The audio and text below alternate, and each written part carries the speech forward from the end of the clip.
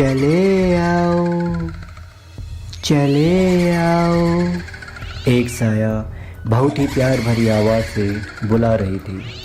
इससे पहले कि राहुल 2 कदम और चल पाता, पैरों में ठोकर लगी तो राहुल अब अपने सपनों से बाहर था। उफ, फिर वही सपना। आखिर कौन है वो औरत जो हर रोज़ मुझे अपने पास बुलाती है? राहुल बड़बड़ाने लगा। क्या ये केवल सपना है या फिर कोई मतलब जुड़ा है मेरी ज़िंदगी से? राहुल खुद से सवाल किए जा रहा था, लेकिन जवाब तो फ़िलहाल कोई देने वाला नहीं था। जागते जागते सुबह हो गई। राहुल उठा और फ्रेश होकर होटल जाने के लिए रेडी हो गया। वह राज होटल का मैनेजर था। राहुल को अपना अतीत कुछ भी याद नहीं था। जो उसका बॉस था उसी ने उसे पाला और जॉब दी थी। भाई, कब तक ये मैनेजर की जॉब करता रहेगा यार? मैं तुझे यूएसए अंकल के पास भेजता हूँ, वो तुझे इससे अच्छी जॉब दिलवा देंगे। चाय पीते हुए अनुज ने राहुल को समझाने की कोशिश की। पता नहीं यार, लाइफ कहाँ ले जाएगी। राहुल ने अपनी लाइन पूरी की। और क्या लेगा? राहुल ने फिर से पूछा। कुछ नहीं भाई, बस मेरा हो गया। ओके, चलता हूँ यार, एक बार ज़रूर सोच ले, कहता हुआ चला गया। हर दिन की तरह आज भी राहुल को रात के 10 बज चुके थे। सर, आप चले जाइए, हम थोड़ी देर में अच्छे से बंद कर लेंगे, वेटर बोला। राहुल धीमे म्यूजिक के साथ होटल से लौट रहा था। अभी भी सपनों का ख्याल मन में आ रहा था। बारिश भी शुरू हो गई थी। ख्यालों में खोया चला जा रहा था। अचानक से ब्रेक लगाने पर मजबूर होना पड़ा। सामने एक चेहरा था जिसे राहुल ने कभी देखा नहीं था। वो बिल्कुल अनजान था। सिर बाहर निकालते हुए, सॉरी, आप कौन हो और आपको कहाँ जाना है? एक साथ कई सवाल पूछ लिया, लेकिन राहुल को कोई जवाब नहीं मिला।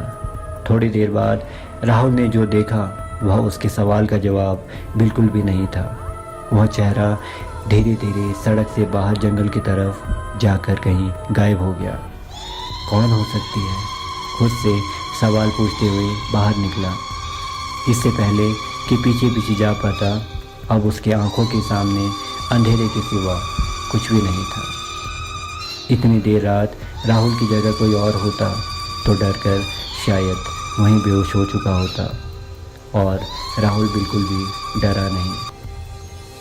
घर पहुंचा और उसी घटना को याद करते हुए सो गया। चले आओ बेटा। राहुल फिर से उसी सपने में चला गया। फिर से वो चेहरा सामने आया। राहुल उस चेहरे को आज जंगल में देख चुका था। वह धीरे धीरे पीछे जाने लगा। जैसे ही जंगल पहुंचा तो देखा वो चेहरा ठीक उसी की आंखों के सामने ही था। आप कौन हो और रोज़ मुझे अपने पास क्यों बुलाती हो? सवाल करने से खुद को रोक नहीं पाया राहुल। इस बार जवाब मिला। बेटा, मैं तुम्हारी माँ हूँ। आप मेरी माँ कैसे हो सकती हो? मुझे कुछ भी क्यों याद नहीं है? आप अगर मेरी माँ हो तो मुझे अकेला छोड़कर यहाँ पर अकेले क्या कर रही हो? राहुल लगातार सवाल करने लगा। हाँ बेटा, तुम 2 ही साल के थे जब मैं तुमसे दूर हो गई। कोई भी माँ अपने बच्चों को दूर नहीं करना चाहती। बेटा, शायद मैं जिंदा होती तो आज भी तुम्हारे पास में होती। वह औरत भी बिना रुके सच्चाई बता रही थी। जो तुम्हारा बॉस है बेटा, उसी ने मेरा खून किया था। पहले तो उसने तुम्हें कहीं और जाकर फेंक आया था, लेकिन मेरी आत्मा ने उसे कभी भी चैन नहीं दिया तो तुम्हें वापस लेकर आया। तुम्हारी परवरिश भी उसी ने की और बिजनेस का हिस्सा भी बनाया। लेकिन अब सही समय आ गया है बेटा। कि उसको सज़ा दिलाकर तुम आराम से जियो, सब कुछ तुम्हारा ही है। इतना कहते हुए राहुल की माँ जाने लगी। नहीं माँ, रुको, मुझे छोड़कर कहीं मत जाओ, मैं फिर से अकेला हो जाऊंगा। राहुल रोता हुआ विनती करने लगा।